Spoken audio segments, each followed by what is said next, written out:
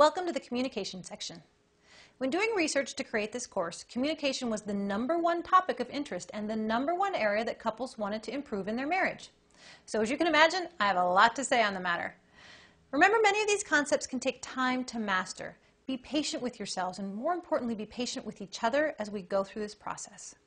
One of the easiest ways to be patient is with humor. Much of the communication in a marriage can be and should be fun and funny. You've got to be able to laugh at yourselves and your situations. Monogamy can be hard and sometimes even annoying. If you don't have a sense of humor in a relationship, you could kill each other. If you can laugh together, it makes everything better and easier to solve.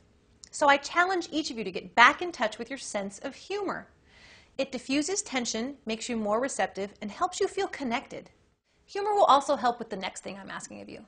Learning to communicate is a vulnerable process. It's vital that we try not to be critical, accusatory, judgmental, or feel like a victim. It's easy to fall into those negative mindsets, but each of you has a choice to approach this with love and laughter. Let me give you a practical tip on how to help each other with this. I call it a moment of grace. We're not always going to get it right the first time.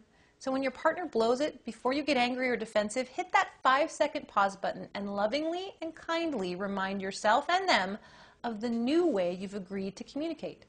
For instance, if you start to tell your spouse something that hurt your feelings and they immediately jump to an offensive position, before getting furious, give them the benefit of the doubt. Give them that moment of grace and say something like, "Sweetie, this is one of those things that we're working on. Maybe we could try it the new way." Let them have the opportunity to get it right. Believe it or not, most pain inflicted in a relationship is accidental. Chances are you're not married to a jerk. Give your partner the benefit of the doubt. Let me tell you what this can look like. The other day, my husband was outside helping several kids safely take turns with a bow and arrow. I could tell he was getting frustrated. From the outside looking in, I could see what I thought was a far better and more efficient way to make this happen. I went outside and said sweetly, "Honey, can I speak to you?" He took one look at me and said, "No, I don't think so." What? I turned around and walked away, and I was mad. Back in the house, however, I remembered to give myself and him a moment of grace. I realized that what I was about to do was a little controlling. He's known me for 20 years. Of course he didn't want to talk to me. However, we still had some things we needed to talk about. A little later, I went back outside, and I could tell he was still a little mad at me.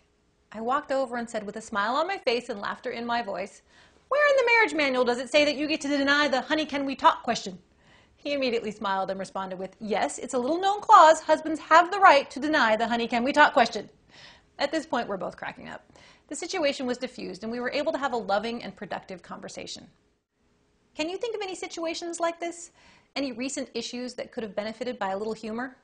When couples are able to use that moment of grace and approach each other with love and laughter, it goes a long way toward easing the situation and furthering their communication.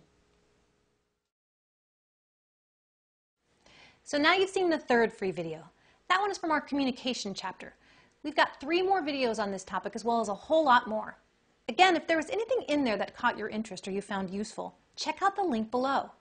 We really appreciate all the support and comments we've gotten on the first videos and would love to keep hearing from you. Thanks again.